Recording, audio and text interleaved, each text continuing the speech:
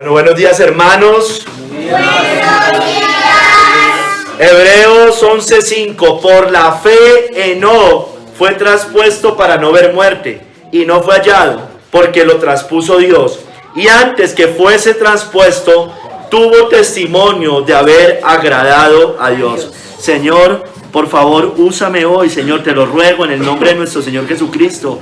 Que por medio del Espíritu Santo, Señor, seamos bendecidos con esta palabra, edificados realmente. Quedamos en tus manos en el nombre de Cristo nuestro Señor. Amén. Pueden sentarse, hermanos. Hoy continuamos con el cuarto sermón de la serie de la fe, por la fe Enoc. Hoy vamos a hablar de Enoc, hermanos. Mira, hermanos, Enoc es el segundo, el autor de Hebreos va en orden. Primero fue Abel, ahorita sigue Enoc, o sea, en orden cronológico, histórico. Enoc es el segundo de aquellos hombres que por la fe gozaron de buen testimonio, hermanos. Mire, hermanos, acá, y la historia de Enoc, que es muy breve, realmente la Biblia habla muy poco de Enoc, está en Génesis 5, 22, 24, donde está la genealogía. Pero nos dice, con eso tenemos muchísima información de lo que era Enoc. Vemos de Enoc que él caminó con Dios. Eso es una de las cosas grandes que nos dice Enoc. Fue real, eminente, eso lo dice Matthew Henry, real, eminente, activo, progresivo y perseverantemente religioso en su conformidad con Dios, en su comunión con Dios y en su complacencia en Él. También nos dice, otra de las cosas que nos dice, tanto acá como en Génesis, es que fue traspuesto para no ver muerte, es decir, fue llevado vivo, no murió. Dios lo llevó en alma y cuerpo al cielo, como hará con los santos que vivan en su segunda venida. Entonces eso es una referencia al arrebatamiento, no el de los dispensacionalistas, sino el del último día, cuando Cristo vuelva, hermanos. Y otra cosa que nos muestra Enoc, y eso lo vamos a ver hoy, y otra cosa que nos muestra Enoc es que antes de su traslado, o de que Dios se lo llevara, dio testimonio de haber agradado a Dios. Tenía ese testimonio, era fiel, tenía la evidencia en su propia conciencia, y el Espíritu de Dios testificó con su espíritu. Dice Matthew Henry cerrando, quienes por fe andan con Dios en un mundo pecaminoso le agradan, y Él les dará señales de su favor y los honrará. Hermanos, como generalmente suelo hacer, hoy vamos a dividirlo en 3 capítulos. En el primero vamos a hablar de Enoc, general de Enoc. En el segundo vamos a ver que traspuesto por Dios, Enoc traspuesto por Dios. Y en el tercero, agradó a Dios. Vamos al primer capítulo, Enoc. Dice, por la fe Enoc fue traspuesto para no ver muerte y no fue hallado, porque le traspuso Dios, y antes que fuese traspuesto, tuvo testimonio de haber agradado a Dios.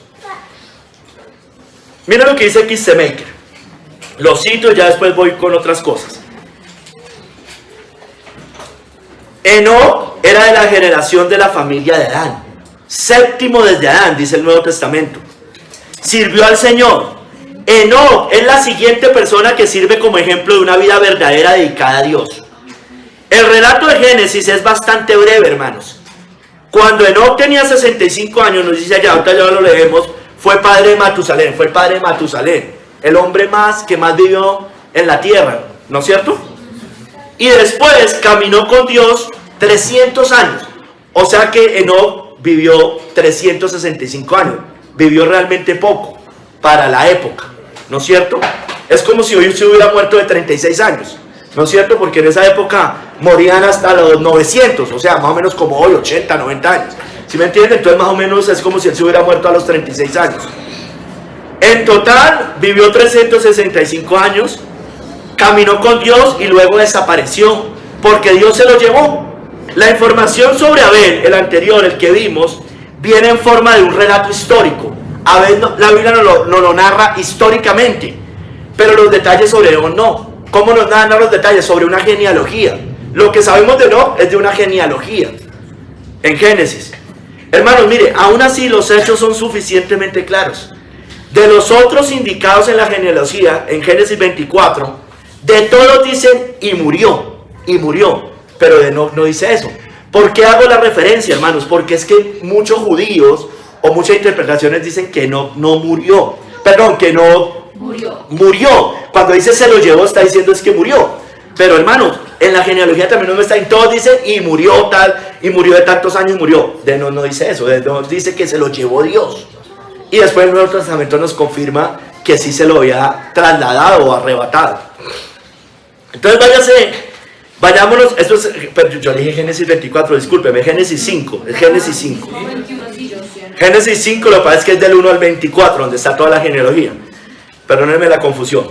Váyanse a Génesis 5, Enoc, y vamos a leer del verso 18 al 21. Voy recorriendo rápidamente donde se menciona Enoc. Miren que es una genealogía. Era hijo de Jared y era padre de Matusalén. Leámoslo allá, Génesis 5, 18, 21. Vivió Jared 162 años, murió joven, y engendró a Enoc. Y vivió Jared después que engendró a Enoc 800 años y engendró hijos e hijas. Mire, y fueron los días de Jared 962 años. Y murió. Si ve, todos decían y murió. Después vivió Enoc 65 años y engendró a Matusalén. Entonces su papá era Jared y su hijo era Matusalén. Sigamos ahí, verso. No, mentiras. Ahorita vámonos al Nuevo Testamento. Deja ahí marcado Génesis 5. Ahorita vámonos al Nuevo Testamento. Porque también nos menciona Enoc en una genealogía. En la genealogía de Cristo. En Lucas 3 del 37 al 38. Lucas 3 del 37 al 38. Entonces miremos que coincide. El Antiguo Testamento coincide con el Nuevo. Nos muestra a Enoc en el 37, hijo de... Ahí empieza a hablar de una genealogía. Hijo de Cainán, hijo de Arfaxad. No, esto no es Enoc, sino ya lo va a nombrar. Hijo de Sem, hijo de Noé, hijo de Lamec, hijo de Matusalén, hijo de Enoc. Hijo de Jared, hijo de Mahalaleel, hijo de Cainán, hijo de Enos, hijo de Set, hijo de Adán. Entonces, hermanos, si usted cuenta, séptimo desde Adán, cuéntelos. Séptimo desde Adán, como nos dice después Judas. Séptimo desde Adán, y nos muestra otra cosa. Fue el bisabuelo de Noé. Bisabuelo de Noé. ¿No es cierto? Bisabuelo de Noé era Enoc. Ahí lo ve, usted lo puede ver claramente. Aquí es lo que le acabo de leer. Está Noé, Lamec, Matusalén y Enoc. O sea, el bisabuelo, o el bisnieto. No, él era el bisabuelo de Noé. Noé era el bisnieto de Enoc. Enoc caminó con Dios por 300 años, hermanos. Enoc caminó con Dios 300 años. Devuélvase a Génesis. Génesis 5, 22, 24. Esta obviamente es muy conocida. Y dice, y caminó Enoc con Dios después que engendró a Matusalén. Recuerden que había sido el padre de él. 300 años y engendró hijos e hijas. Y fueron todos los días de Enoc 365 años. Mire, no dice y murió. Dice, caminó pues Enoc con Dios y desapareció porque le llevó Dios. Se lo llevó el Señor. Nuevo Testamento, en otro lugar donde nos menciona Enoc. En Judas, cuando habla de los falsos maestros, nos dice que no profetizó de los falsos maestros. Profetizó. Hay una profecía de Enoc, y yo le voy a explicar ya qué significa eso. Judas 1, 14 al 15.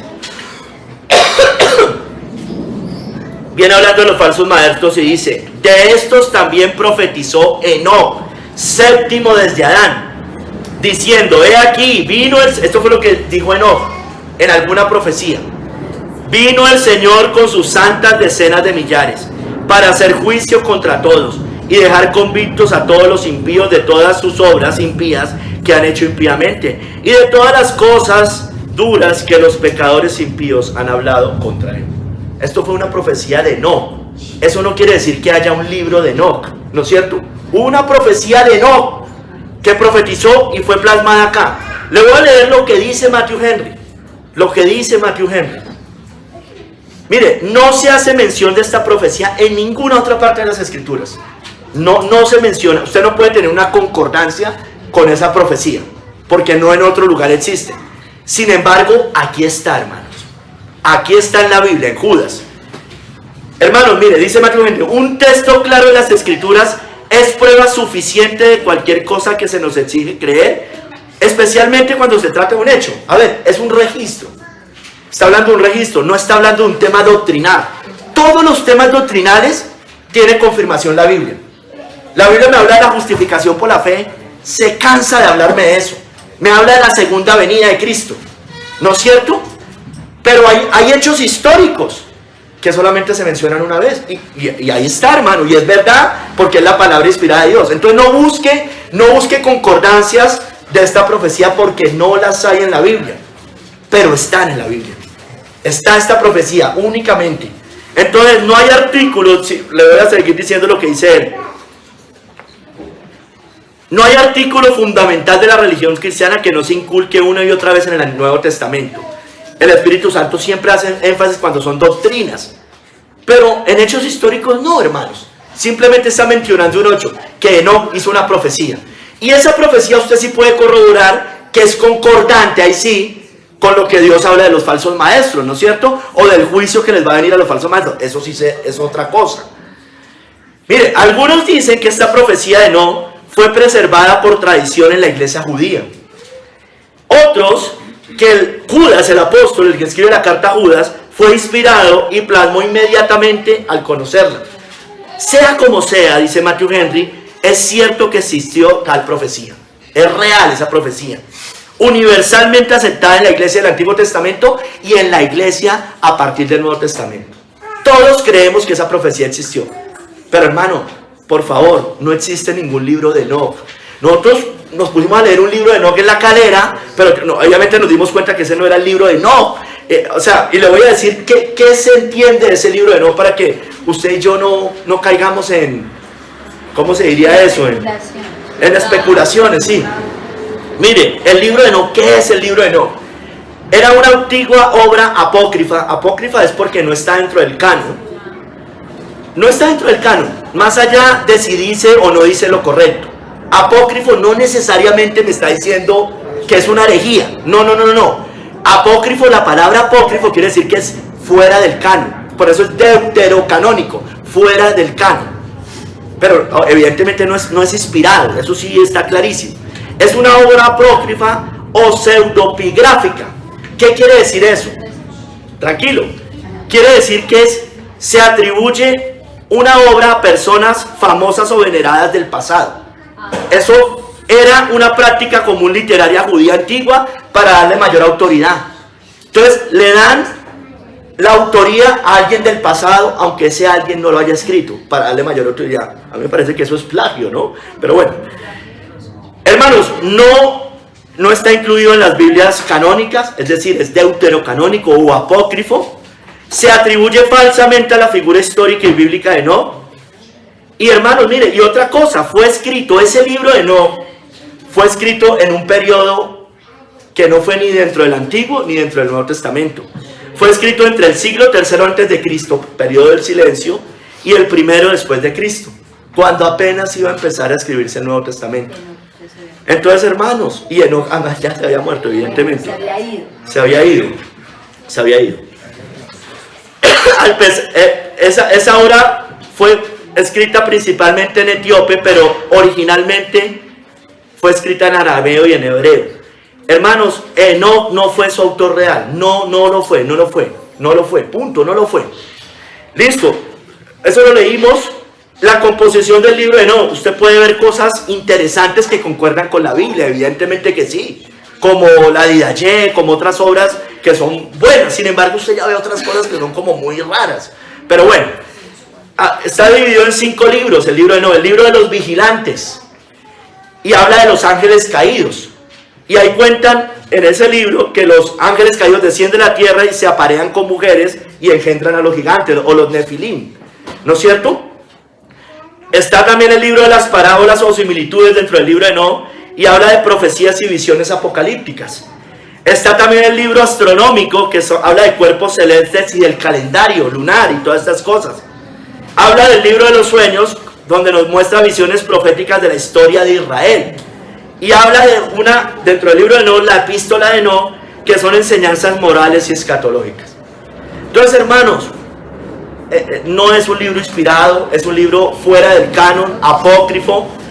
Puede tener cosas que coinciden con la Biblia. Usted cuando leía había muchas cosas que eran muy concordantes. Pero hermano, sea como sea, no lo escribió Enoc, el séptimo desde Adán, hermano. Ese no fue el que lo escribió, hermanos. Porque además es un libro escrito mucho después que Enoc haya sido arrebatado al cielo. Entonces, ya eso evidentemente muestra que no. Vamos al segundo capítulo, hermanos. Traspuesto por Dios. Enoc traspuesto por Dios.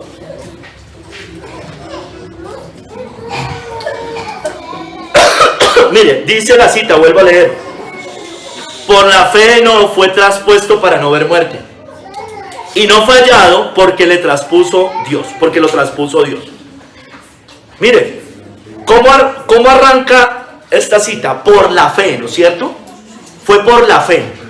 Eso es algo fundamental. Estamos hablando de la fe. Pero aquí nos hace énfasis que fue por la fe. A causa de su fe, Enoc no enfrentó la muerte. No enfrentó la muerte.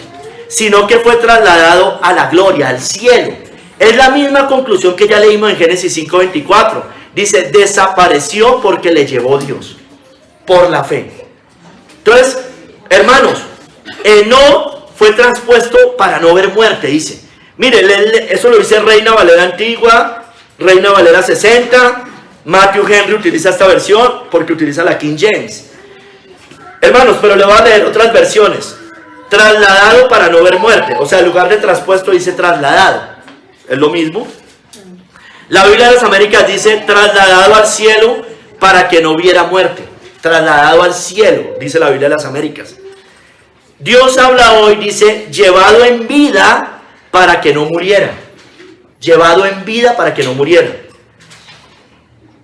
Kistemaker, que usa otra versión, dice, tomado de esta vida de modo que no experimentó la muerte. Y la NBI de las versiones modernas dice, sacado de este mundo sin experimentar la muerte. Todas coinciden, si usted las lee, de que fue trasladado en vida al cielo, hermanos, que no vio la muerte. Todas coinciden con lo mismo. Mire, muchos dicen que es el traslado espiritual del poder de las tinieblas al reino de Cristo. No, obvio que no, eso no significa. Aunque no era un convertido, eso le pasa a todos los convertidos, ser trasladados del reino de las tinieblas al reino de la luz. Obvio que eso no significa. Tampoco se refiere a un traslado de una parte de la tierra a otra, como le pasó a Felipe, ¿no? Cuando lo bautizaron, ¿recuerda? ¿Sí se acuerda que fue arrebatado por el Espíritu Santo cuando lo bautizó el eunuco? Fue arrebatado. No, tampoco significa eso. Fue un traslado de la tierra al cielo, hermanos, en cuerpo y alma. Pero no fue tampoco temporalmente como Pablo al ser arrebatado al tercer cielo, si es que Pablo fue arrebatado, porque unos dicen que fue en visión. Pero independientemente, si hubiera sido arrebatado, también dice allá, no fue temporal, de todos modos. Lo de no fue para siempre. Fue un cambio, dice John Gill, de la mortalidad a la inmortalidad. Hermano, esto es una garantía de la resurrección de los muertos y muestra que los santos del antiguo conocían y esperaban la vida eterna. Dios puso honor sobre la fe de no por su virtud, sino por la fe. Por la fe. Ya les voy a explicar más adelante. El emblema básicamente de eso que le pasó a Enoc es lo que va a pasar, ya se los dije, en el último día cuando Cristo vuelva y los que estén vivos sean arrebatados con él en las nubes, hermanos. Le voy a leer lo que dicen algunos escritores judíos sobre Enoc. Dice Jonatán Ben, dice, y Enoc adoró en verdad delante del Señor, y he aquí que no estaba con los habitantes de la tierra, fue trasladado y ascendió al firmamento, dice, por la palabra delante del Señor.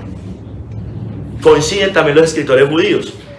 En el Targum dice, y Enoc adoró en verdad delante del Señor, y aquí desapareció porque fue trasladado por la palabra de delante del Señor. Coinciden también eso con lo que dice la Biblia del Nuevo Testamento y con lo que hemos creído la iglesia siempre. Eleazar, otro escritor judío, dice, el santo y bendito Dios tomó a Enoc y lo hizo ascender a los cielos más altos y entregó en sus manos todos los tesoros superiores.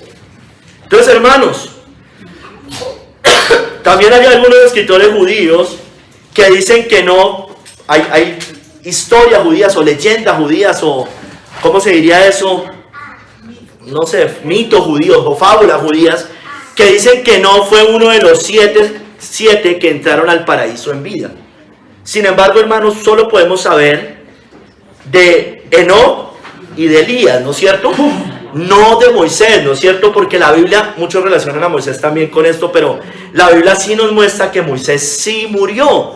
Mire, en Deuteronomio 34, del 5 al 7 nos lo dice claramente, hermanos, que Moisés murió. No hay forma de uno sacar otras conclusiones. Deuteronomio 34, del 5 al 7 dice: y murió allí Moisés, siervo de Jehová, en la tierra de Moab, conforme al dicho de Jehová, y lo enterró en el valle. Dios lo enterró en la tierra de Moab, enfrente de Bet Peor, y ninguno conoce el lugar de su sepultura hasta hoy. Era Moisés de edad de 120 años cuando murió. Sus ojos nunca se oscurecieron ni perdió su vigor. Entonces, hermanos, ¿por qué está la confusión con Moisés? Que hay veces relacionan que Moisés también le pasó lo mismo que Enoc y Elías. Porque Moisés aparece en el monte de la transfiguración con Elías, ¿no es cierto? Pero, hermano, Moisés murió. La Biblia nos dice, hermano, y usted y yo debemos creer eso porque la Biblia lo dice. Moisés sí murió, pero Elías y Enoc fueron trasladados al cielo. Elías, que era el que parecía con Moisés, ellos dos representan la ley y los profetas, que estaban como que dando testimonio de que Cristo era el Salvador. Dios también nos muestra que Dios es un Dios de vivos, no de muertos, que los que están en el cielo no están durmiendo, están vivos, conscientes. Y también nos muestra dos tipos de santos en el cielo también, hermanos. Moisés por un lado, que representa a todos los que hoy están muertos en el cielo en alma, solo alma. Y Elías representa a los que van a estar en alma y cuerpo en la resurrección. Entonces los del antiguo pacto y en el nuevo pacto hasta que Cristo vuelva, y después en alma y cuerpo en la resurrección. Entonces eso es lo que nos está mostrando realmente esa historia. Mira, hermanos, leamos otras referencias de Enoc en los libros apócrifos, que también nos confirma lo mismo. En el libro de Sabiduría 4:10 dice: agradó a Dios y fue amado por él, de modo que viviendo entre pecadores fue trasladado. También esos libros dicen eso.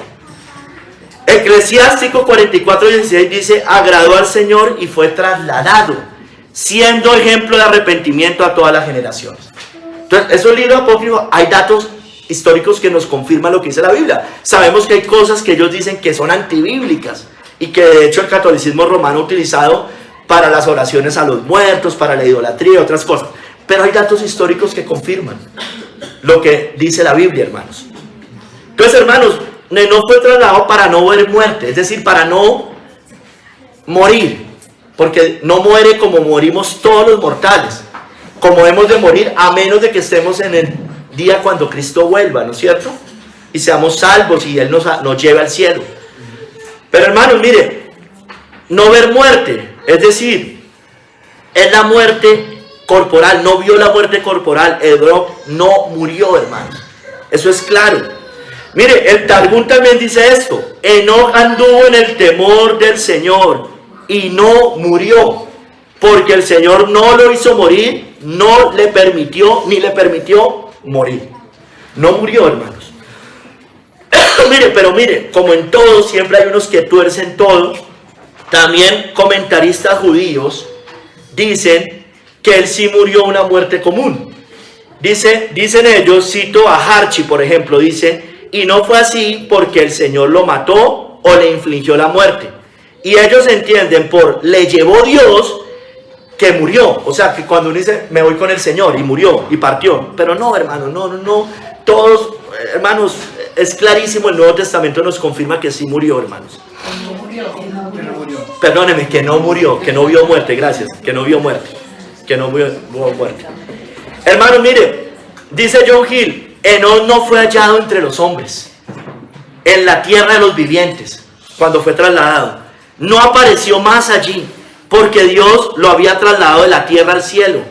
como Elías, que después de su rapto y traslado fue buscado y no pudo ser hallado. Por ejemplo, en 2 Reyes 2:17 dice, después de que él asciende al cielo, yo ahorita voy a leer de todos modos otra parte de Elías, dice que enviaron 50 hombres, los cuales lo buscaron 3 días, mas no lo hallaron, no lo hallaron.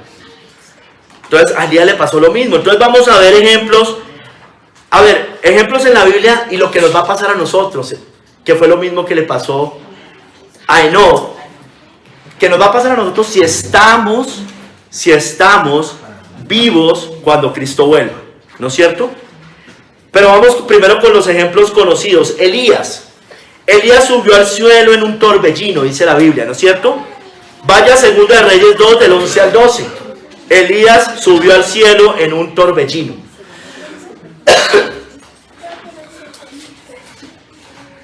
Y aconteció que yendo ellos y hablando, he aquí un carro de fuego con caballos de fuego apartó a los dos, a Elías y a Eliseo.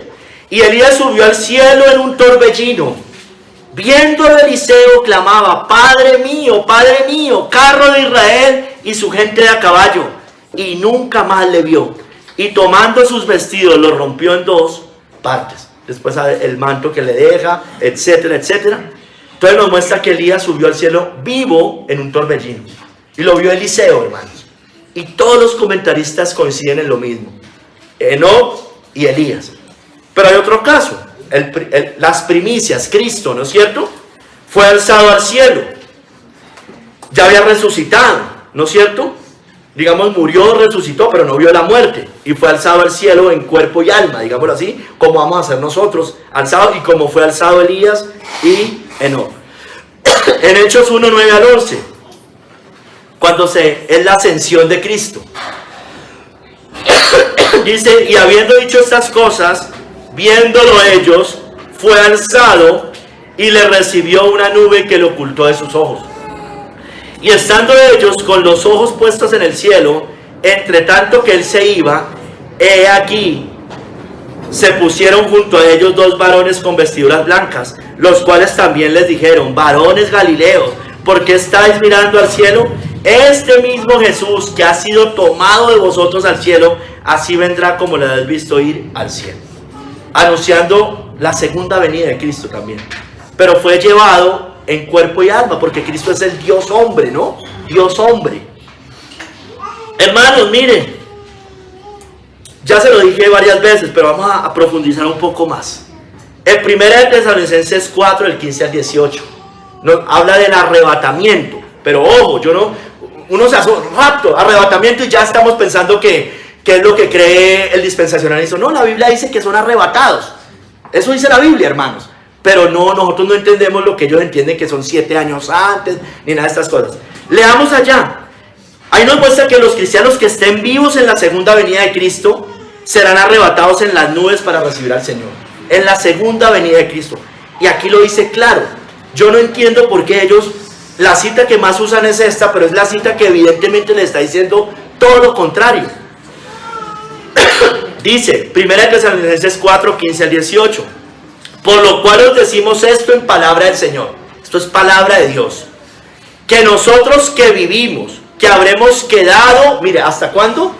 Hasta la venida del Señor. Entonces aquí ya nos dejó claro que es en la segunda venida de Cristo, hermanos. Porque no hay 3 venidas, ni 4, ni 5.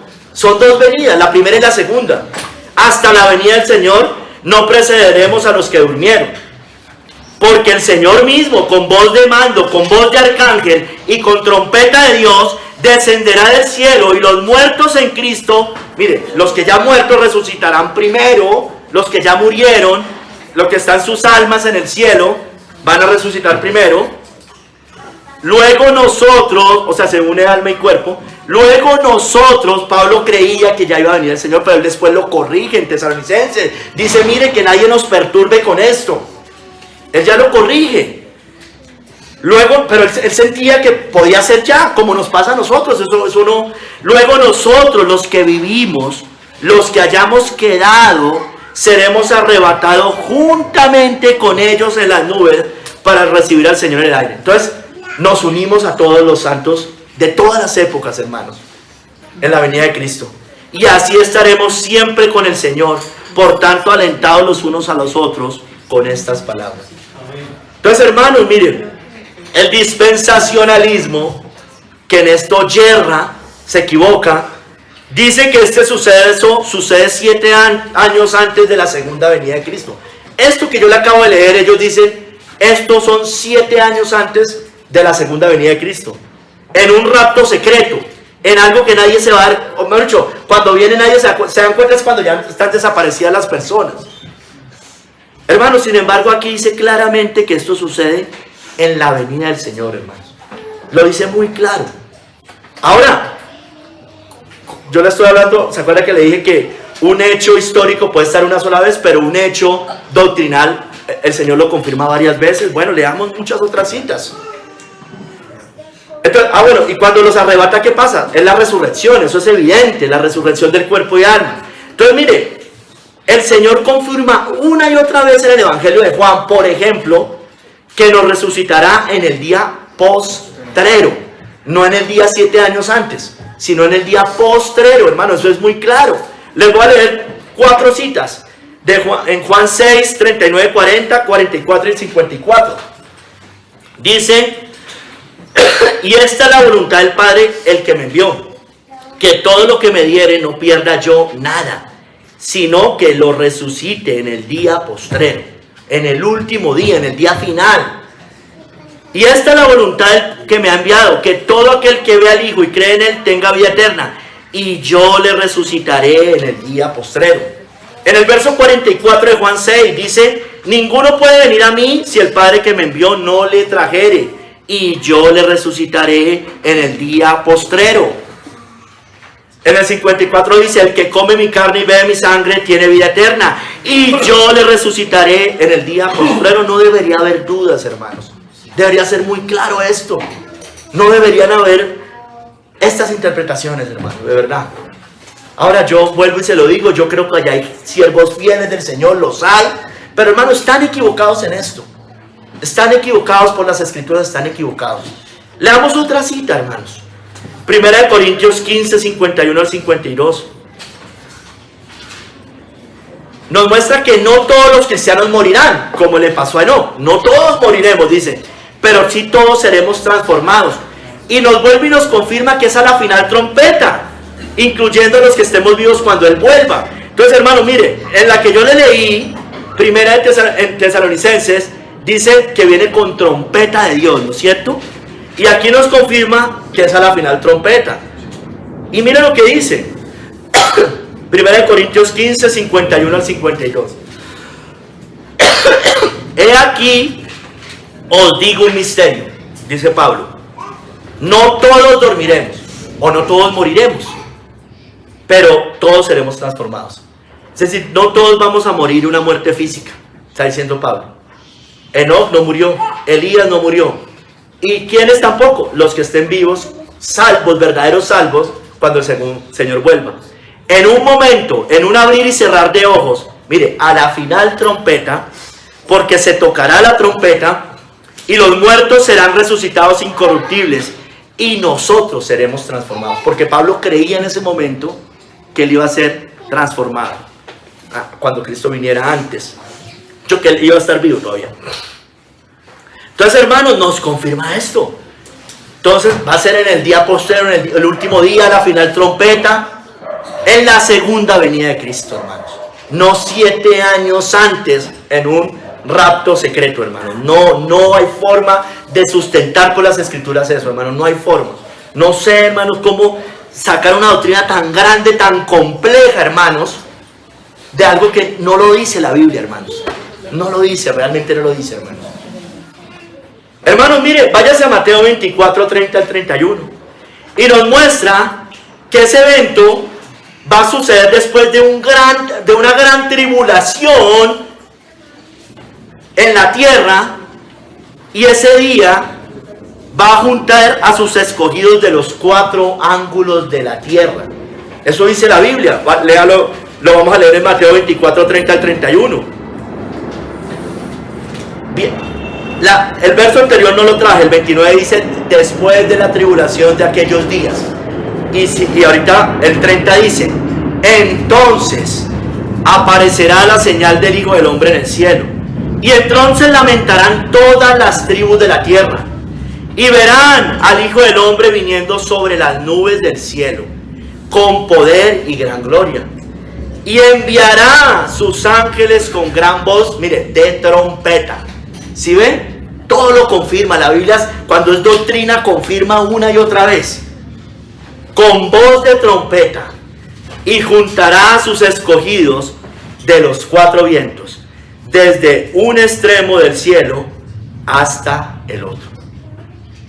Entonces, hermanos, tiene que haber una gran persecución, una gran tribulación, como dice, como nunca la ha habido ni la habrá, dice allí. Pero, hermano, yo le quiero decir algo que yo les vengo diciendo hace mucho tiempo. No son pocos los cristianos en ese momento. No vamos a ser pocos si estamos acá. Porque si usted va a la Biblia y sigue y dice, juntará a sus escogidos de los cuatro vientos, desde un extremo del cielo hasta el otro. Porque va a haber iglesia verdadera, no solo visible, sino verdadera en los cuatro ángulos de la tierra. Muchos, hermanos, aunque seamos pocos comparados con el mundo. Apocalipsis 7:9 dice: he aquí una gran multitud, la cual nadie podía contar, de todas naciones y tribus y pueblos y lenguas, hermanos.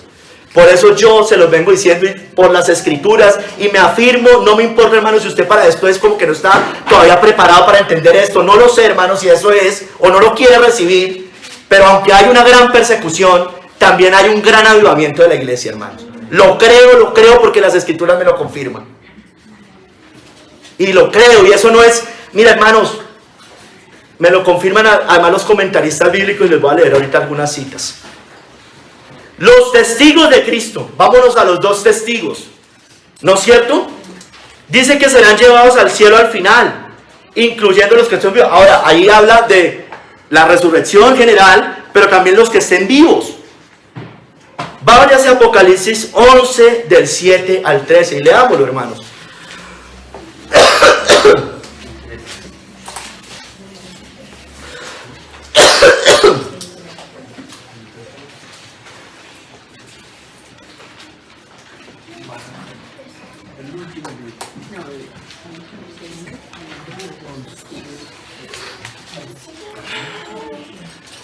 Cuando hayan acabado su testimonio, está hablando de dos testigos, la bestia que sube del abismo a hablar guerra contra ellos, tribulación, persecución, y los vencerá y los matará.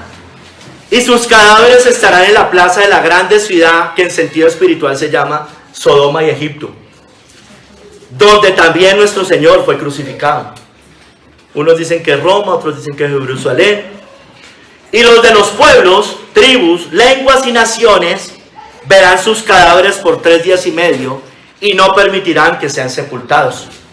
Y los moradores de la tierra se regocijarán sobre ellos y se alegrarán y se enviarán regalos unos a otros, porque estos dos profetas habían atormentado a los moradores de la tierra. Pero después de estos 3 días y medio entró en ellos el espíritu de vida enviado por Dios, y se levantaron sobre sus pies, y cayó gran temor sobre los que los vieron. Y oyeron una gran voz del cielo que les decía: subid acá. Y subieron al cielo en una nube, y sus enemigos los vieron.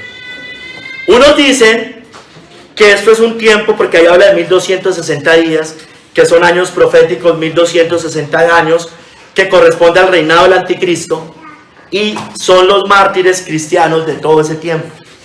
Otros dicen, aquí dice 3 días y medio, que corresponde a 1260 días, que son 3 años y medio, que es al final, en esa gran tribulación.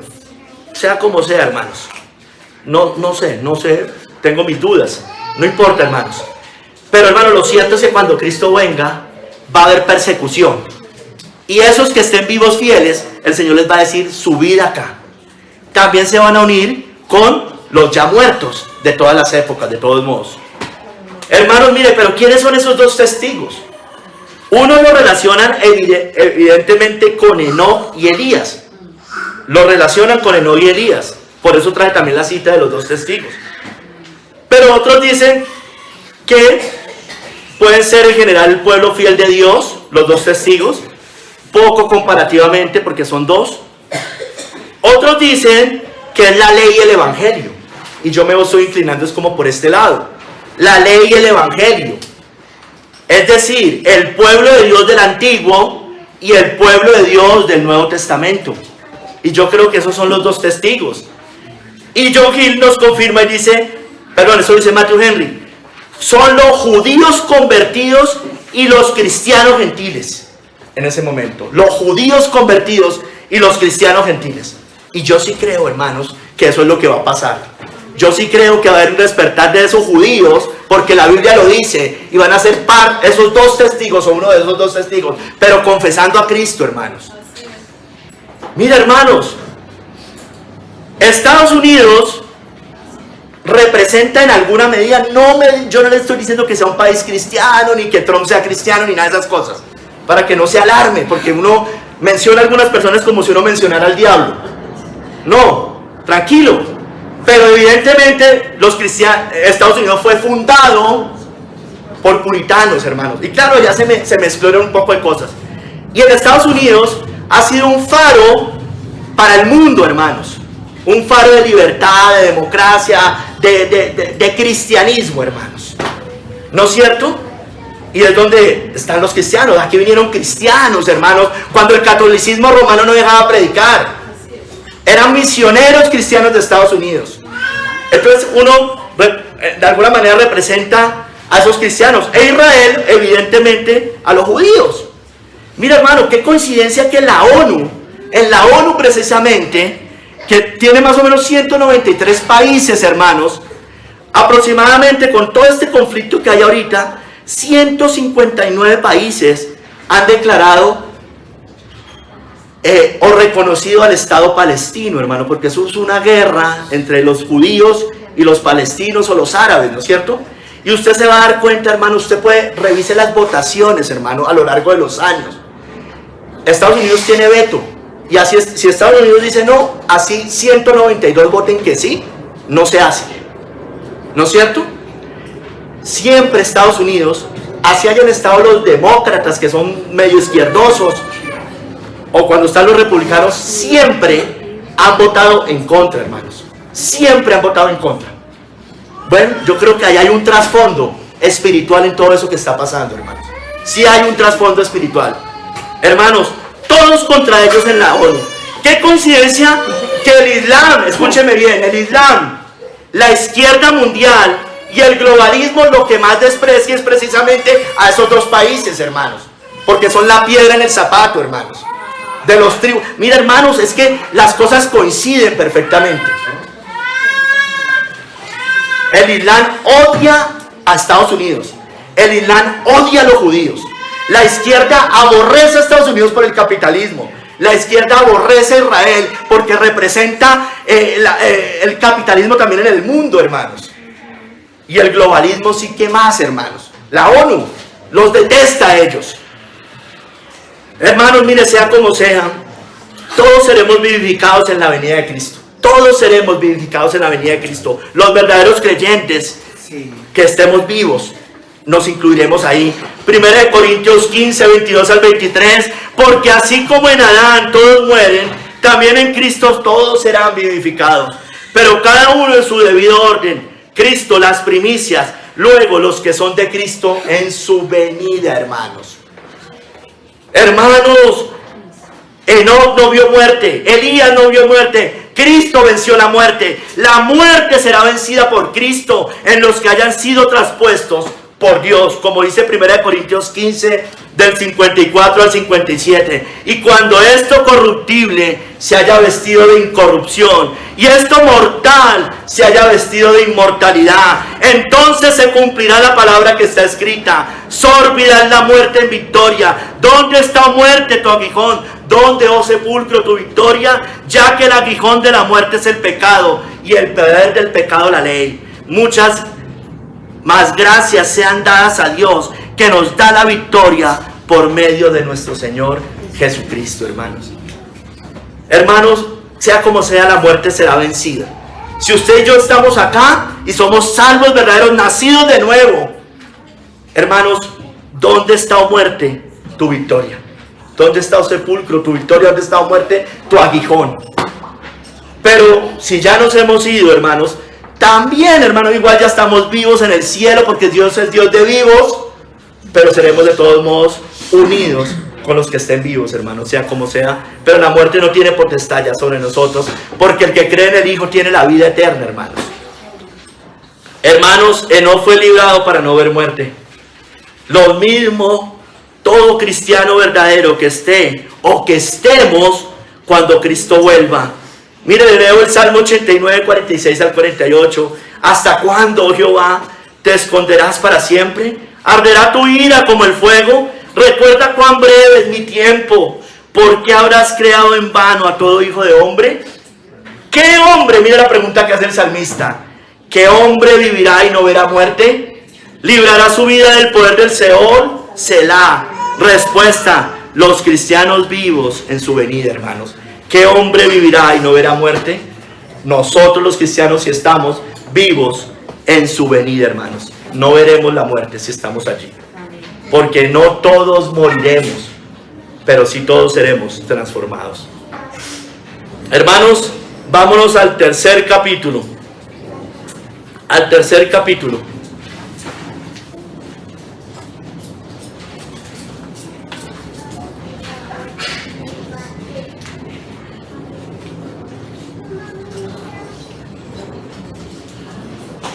Enoc agradó a Dios. Y antes que fuese transpuesto, tuvo testimonio de haber agradado a Dios. Haber agradado a Dios. Bueno, y a mí se me olvidó decirles el más importante de todos, ¿no? De los enemigos de esos dos pueblos, ¿no? El catolicismo romano, ¿no? El catolicismo romano tradicionalmente, doctrinalmente, aunque hayan algunas vertientes, siempre ha estado en contra del pueblo judío. Siempre, siempre, siempre. Ellos fueron los que salieron con Hitler en aquel momento. Y usted sabe que el catolicismo romano siempre ha querido destruir por medio de los jesuitas a Estados Unidos, hermano. Mira, hoy le pusieron un papa allá. Lo pusieron, eso no es en vano, hermanos. Les pusieron un papa allá porque aborrecen a esa nación. La quieren destruir, hermanos. Hermanos, Enoc agradó a Dios. Enoc agradó a Dios. Hermano, vea, sí, yo creo que sí, hermanos. Estamos en tiempos bien. Eso no es en vano, hermanos. Eso no es en vano. Pero, hermanos, los cristianos somos vencedores. Somos vencedores. Enoc hacía lo que le agradaba. Caminó con Dios. Lo cual el Targún, esto lo dice John Hill, lo cual el Targún explica por adorar en verdad. Andar en el temor del Señor. Andaba con Dios por fe en los caminos de su adoración y servicio. Era aceptable a Él en Cristo. Mire, Enoc agradó a Dios, hermano. Enoc caminó con Dios por 300 años. Le voy a volver a leer la cita que le leí en el primer capítulo. Y caminó Enoc con Dios después que engendró a Matusalén 300 años. Y engendró hijos e hijas. Y fueron todos los días de Enoc 365 años. Caminó pues Enoc con Dios y desapareció porque le llevó Dios. Entonces, hermano, Enoc caminó con Dios. Enoc fue fiel al Señor, caminó en fidelidad, en obediencia, en santidad, en pureza, hermanos. Caminó con Dios. Estaba en el camino angosto que lleva la vida. ¿No es cierto? Dice Kistemaker, esta conclusión por la fe, porque dice que todo esto fue por la fe, se apoya en la cláusula caminó Enoc con Dios, que lo menciona 2 veces en Génesis 5. Y hermanos, caminar con Dios, como ya le dije, significa que la persona vive una vida espiritual en lo que dice todo a Dios. Es decir, hace todo lo que Dios le dice. ¿No es cierto? Vive conforme a los mandamientos de Dios. Sujeto a la voluntad del Señor. Como Señor, porque es su Señor. Mire, Enoc como Noé, ambos caminaron con Dios. La Biblia también dice de Noé, después lo vamos a ver, que también caminó con Dios. Génesis 6:9 dice, estas son las generaciones de Noé. Noé, varón justo, era perfecto en sus generaciones. Con Dios caminó Noé. Caminó, andó en el camino del Señor, en obediencia, cogió sí, pero al final nunca se terminó desviando completamente ni a izquierda ni a derecha, pero caminó con Dios, de la mano de Dios, guiado por el Espíritu. Hermanos, mire, nos muestra que Enoc tuvo hijos y hijas, que tuvo una vida normal, digamos, en términos normales, pero su vida, hermanos, se caracterizó por su amor a Dios. Y por esto dice la Biblia que se lo llevó al cielo, dice le llevó Dios en Génesis 5:24. O en la cita del Nuevo Testamento en Hebreos 11:5 dice que fue traspuesto, lo dice 3 veces, traspuesto. Su fe fue tan fuerte y su relación con Dios tan estrecha que impidió que muriese. La maldición de la muerte pronunciada sobre Adán y sus descendientes no prevaleció sobre Enoc, porque Dios le transformó. Enoc fue aprobado como una persona que agradó a Dios. Enoc fue aprobado como una persona que agradó a Dios. Y miren, hermanos, el verso siguiente de la serie que vamos a ver, el verso 6, nos confirma precisamente que Enoc tenía una fe que agradaba a Dios. Porque ahí dice, pero, viene hablando de Enoc, dice, pero sin fe es imposible agradar a Dios. Porque es necesario que el que se acerca a Dios crea que le hay y que es galardonador de los que le buscan. Ese va a ser otro sermón. Pero evidentemente nos estaba mostrando que no agradaba a Dios. Nos confirma. ¿Y cómo lo confirma? Por la fe.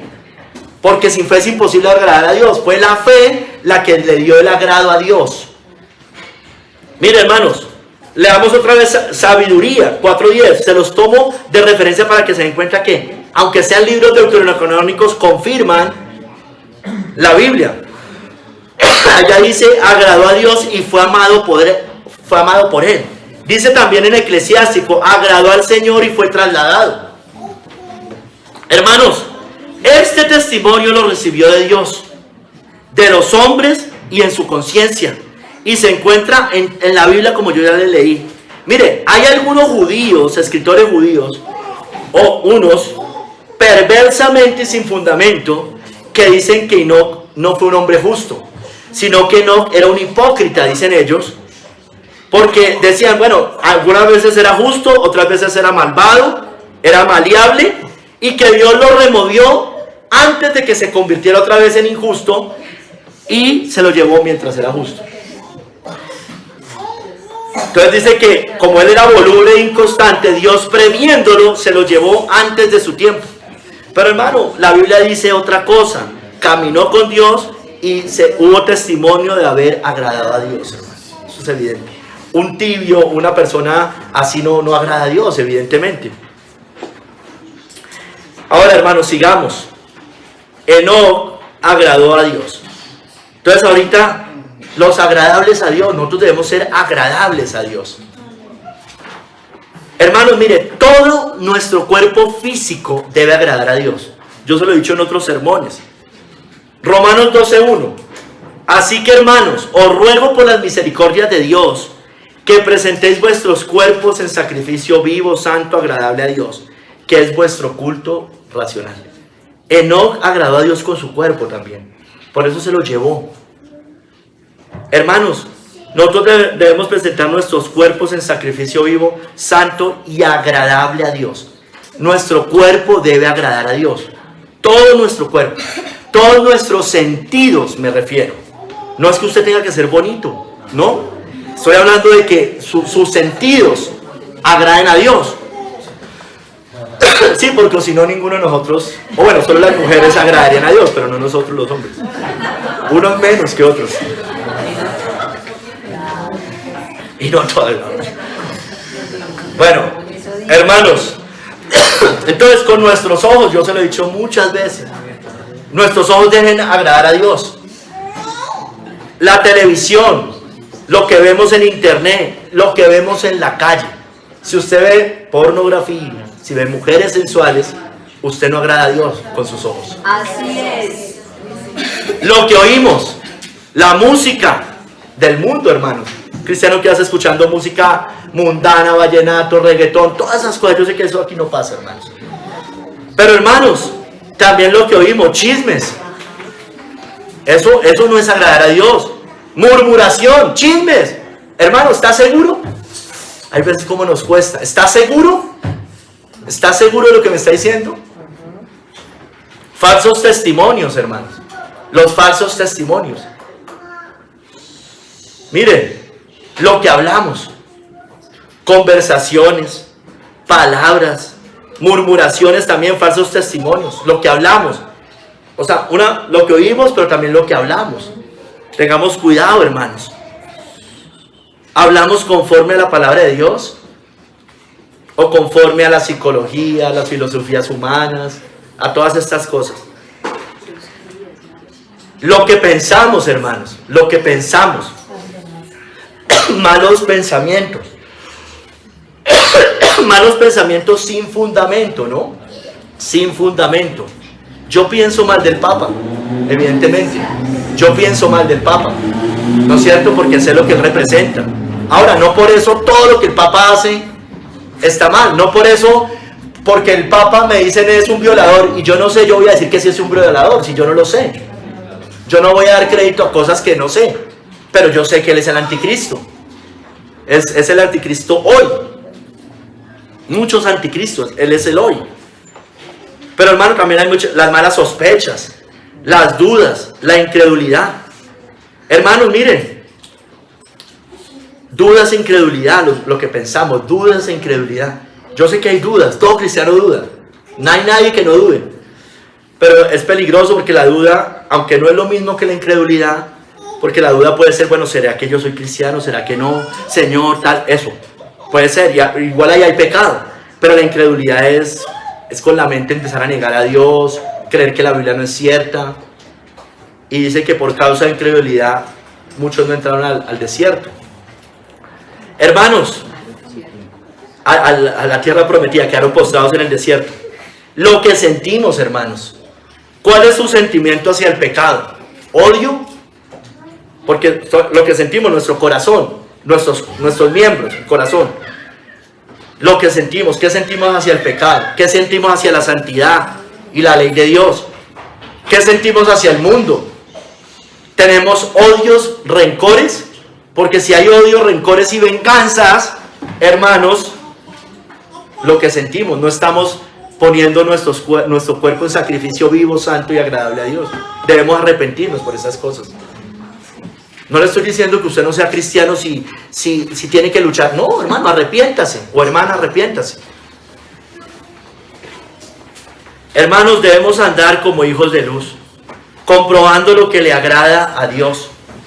Porque en otro tiempo, dice Efesios 5, del 8 al 12, erais tinieblas, mas ahora soy luz en el Señor. Andad como hijos de luz. Porque el fruto del Espíritu es en toda bondad, justicia y verdad. Comprobando lo que es agradable al Señor. Comprobando lo que agrada al Señor. Dice, y no participéis de las obras infructuosas de las tinieblas, sino más bien reprenderlas. Entonces, hermanos, debemos comprobar lo que agrada a Dios, hermanos. Lo que agrada al Señor. Todo lo que esté conforme, evidentemente, a su palabra, ¿no es cierto? A sus mandamientos. Lo que sea la obediencia, la santidad, andar con Dios, caminar con Dios es eso. Entonces debemos comprobar qué es lo bueno, lo justo, lo puro. Hay cosas que usted no sabe como qué decisión tomar. Bueno, ¿qué agrada a Dios en esas cosas? En esas decisiones. Dice que hay que denunciar lo malo, las obras de las tinieblas, bueno, el pecado, el mundo, todo este sistema globalista, el estatismo, la Agenda 2030, el ecumenismo, la ideología de género, la idolatría. Todo eso son obras de las tinieblas, hermanos.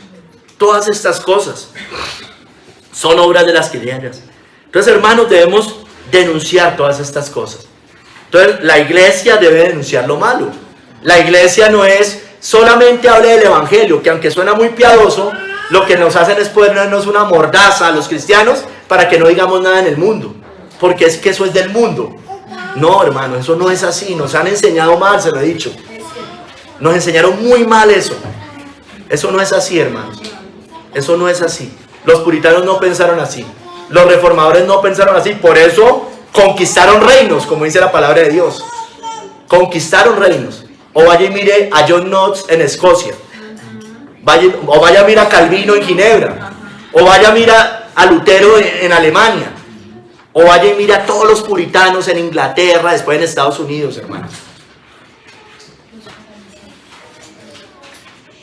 Hermanos, ofrezcamos sacrificio de alabanza a Dios y hagamos el bien, hermanos. Hebreos 13, del 15 al 17. Así que ofrezcamos siempre a Dios por medio del sacrificio de alabanza, es decir, frutos de labios que confiesan su nombre, y de hacer bien y de la ayuda mutua no os olvidéis, porque de tales sacrificios se agrada a Dios. Hay que ser generosos. Ay, es que los católicos, como ellos ayudan y eso son obras de misericordia, entonces los protestantes no ayudamos. No, hermano, es que eso son obras. No, hermano, los cristianos también debemos ayudar. Debemos ser generosos. Y debemos ser generosos en la iglesia también, ¿no? Porque no debemos hacer una cosa sin dejar de hacer la otra.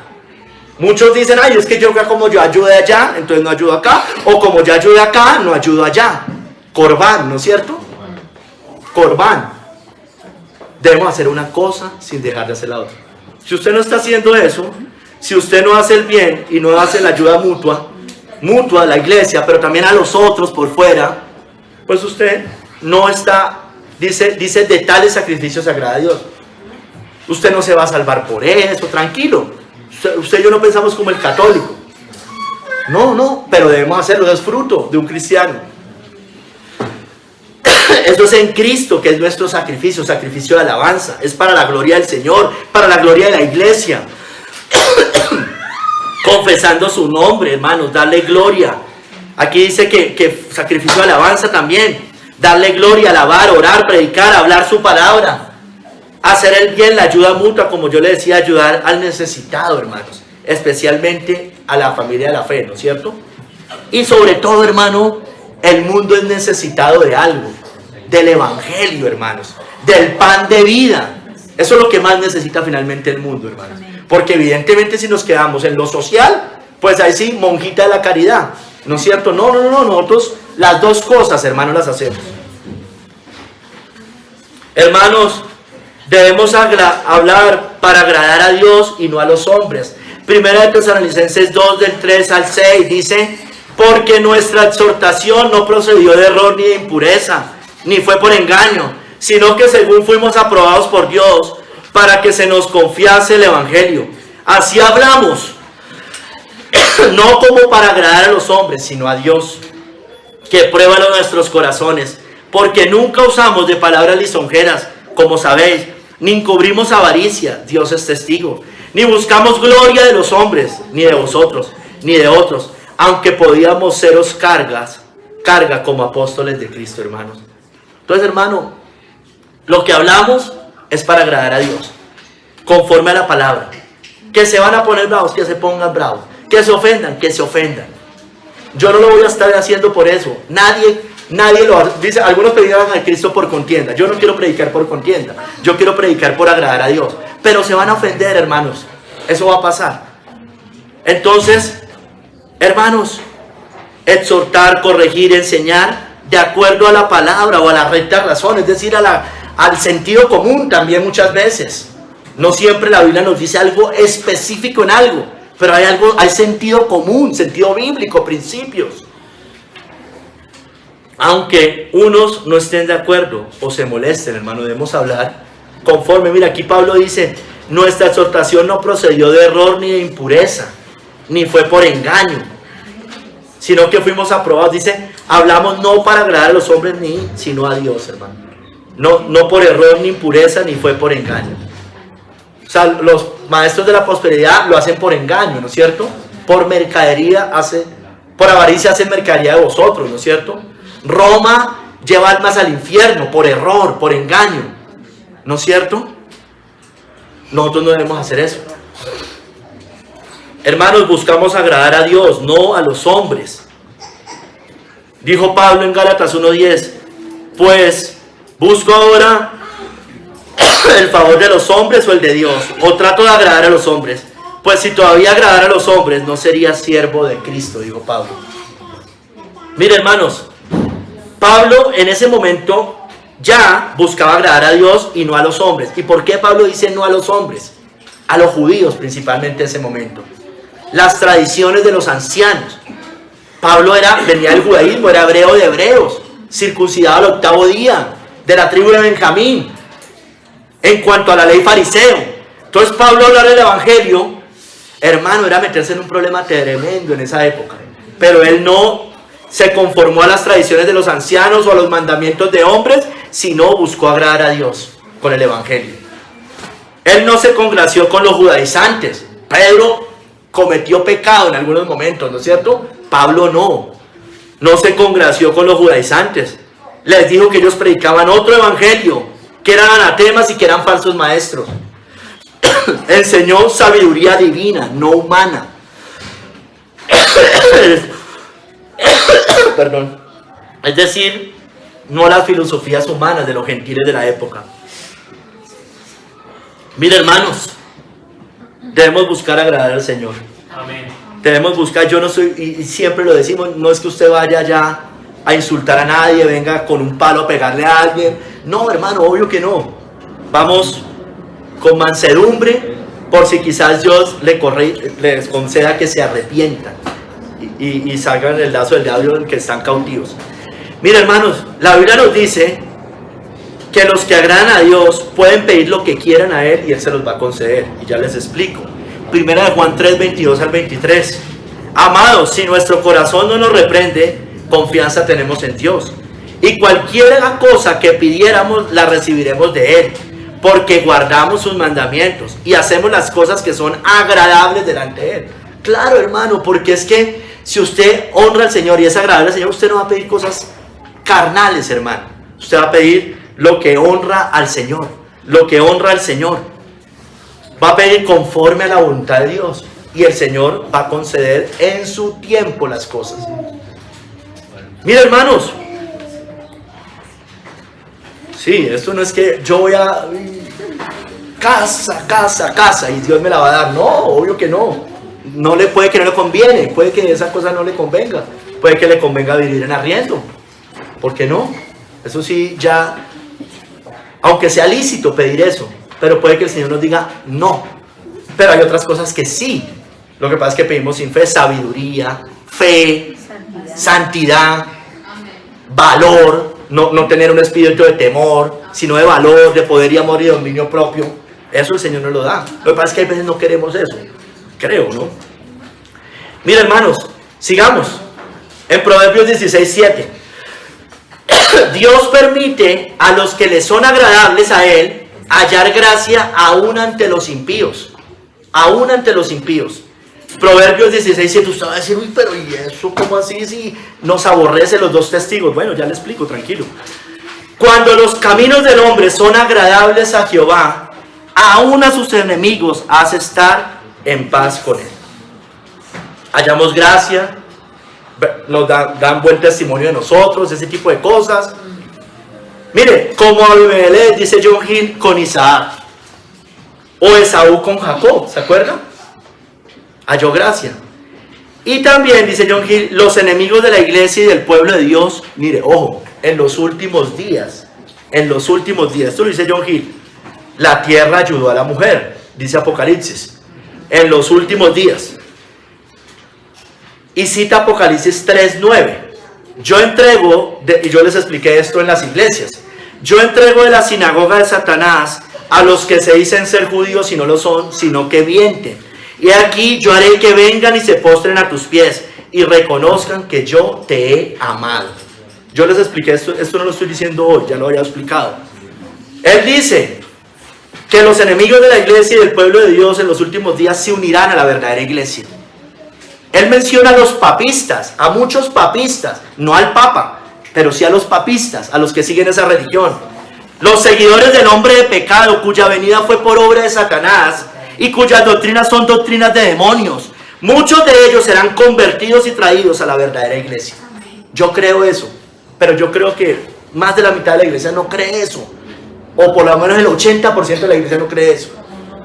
Ahora, porque no tenemos fe, hermano, en lo que dice la Biblia. Porque le damos tanto poder a Roma y no creemos que ya va a caer. Ese es el problema, hermanos. Entonces uno es como remando contra una cosa tremenda, hermanos. Que Dios nos una con personas que de verdad crean estas cosas.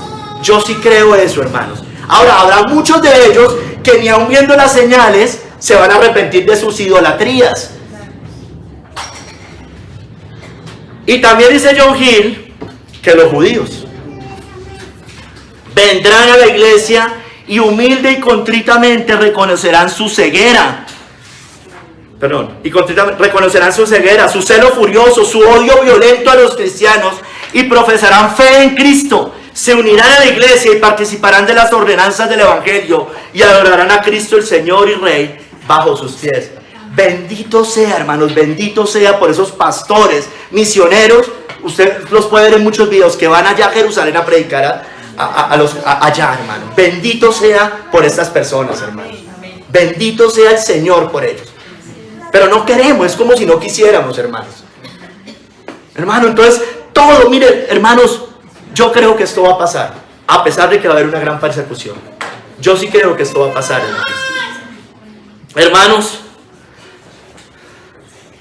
Los que tienen un nuevo corazón reciben la alabanza de Dios, hermanos. Romanos 2, 28 al 29.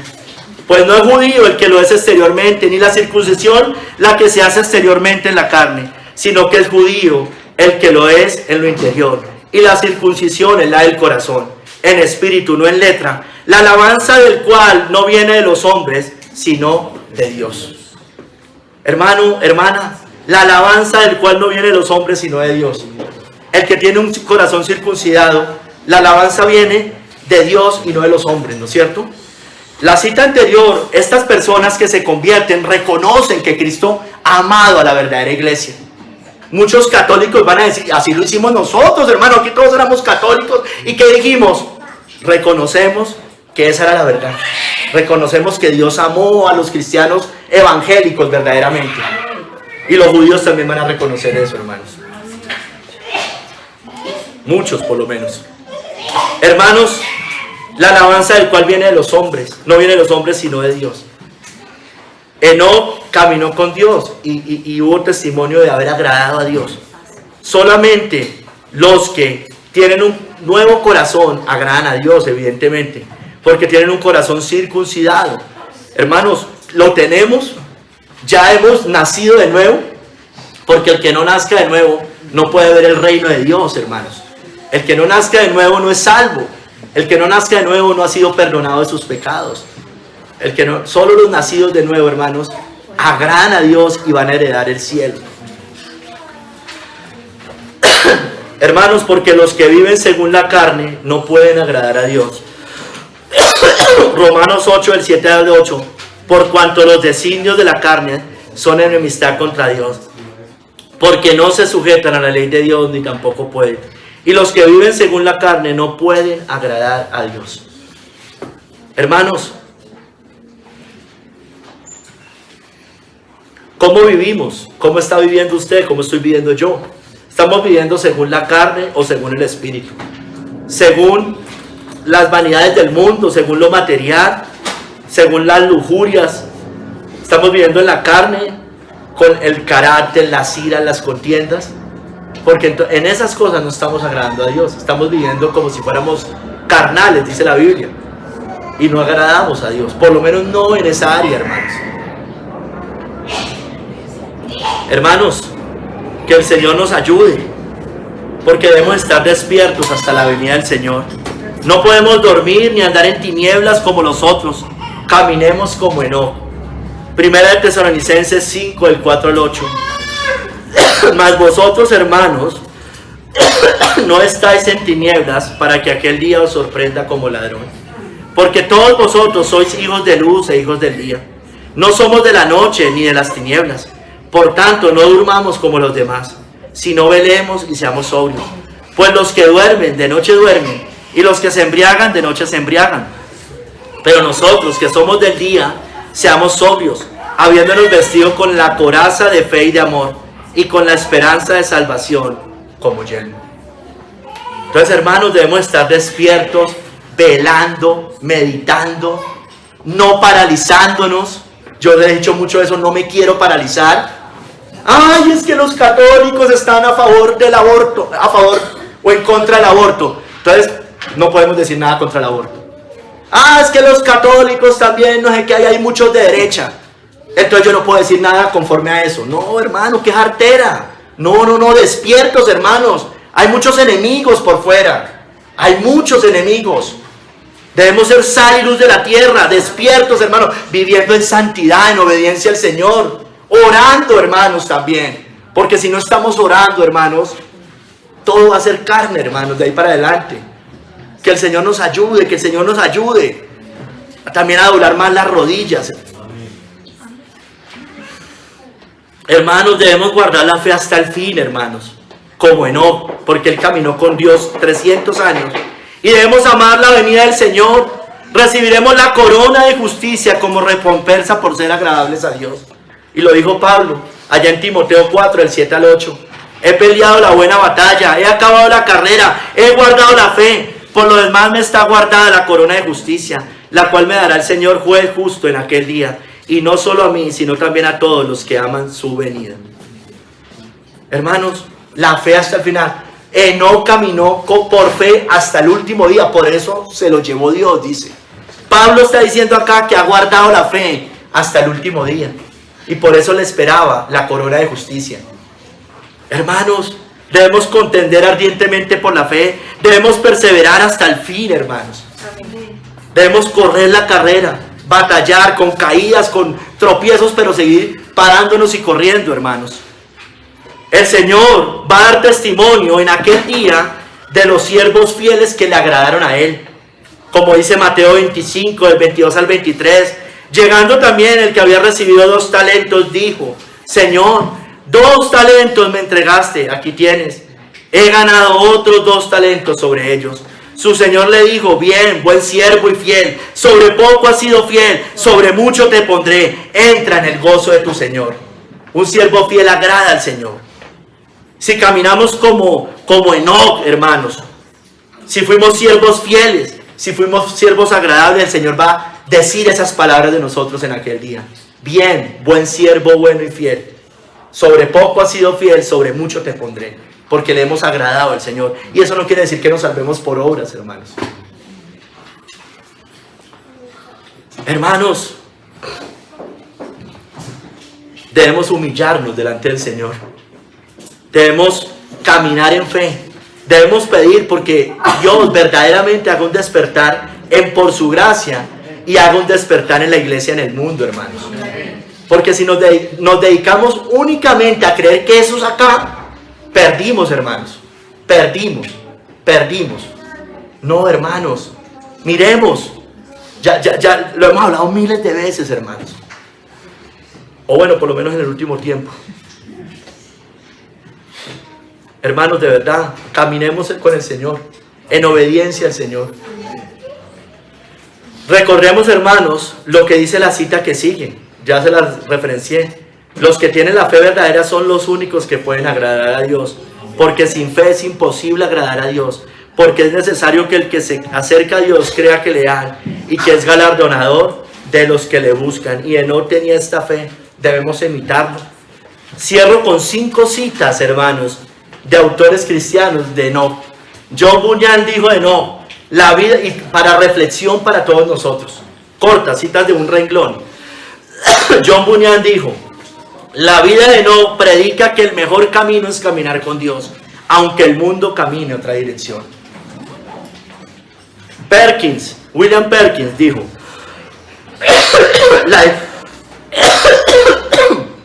la historia de Enoc es un testimonio perpetuo de que Dios se agrada de los que le buscan con fe. John Owen dijo de Enoc: Enoc fue trasladado para mostrar que el fin de los que caminan con Dios no es la muerte, sino la vida eterna. Thomas Brooks dijo: caminar con Dios es la gloria del hombre en la tierra y la corona del hombre en la eternidad. Thomas Watson dijo: la vida de Enoc nos enseña que el andar santo con Dios es la antesala del reposo eterno con Él. Hermanos, por la fe Enoc fue traspuesto para no ver muerte, y no fue hallado porque lo traspuso Dios, y antes que fuese traspuesto tuvo testimonio de haber agradado a Dios. Señor, ayúdanos a caminar como caminó Enoc, Señor, contigo, los años que tú nos tengas en esta tierra. Yo no sé cuántos serán a cada uno. Tú tienes los días contados de nosotros. Nosotros no sabemos ni qué será mañana, ni qué será el próximo suspiro, pero tú ya sabes todas esas cosas. Padre, ayúdanos a vivir caminando como Enoc, por fe, dándote que tú des testimonio de nosotros, de que te somos agradables a ti. Perdónanos nuestras debilidades, nuestros pecados, nuestra incredulidad, nuestras dudas, Señor, nuestros temores. Perdónanos, Señor, y ayúdanos a vivir por fe. Danos de ese espíritu que tuvo Enoc. Danos de esa fe que tuvo Enoc. Sabemos que es la misma al final, es el mismo espíritu, pero muchas veces está contristado, muchas veces la fe está como apagada por la duda, Señor. Ayúdanos, por favor. Ayúdanos a vivir en obediencia a ti. En el nombre de nuestro Señor Jesucristo. Amén.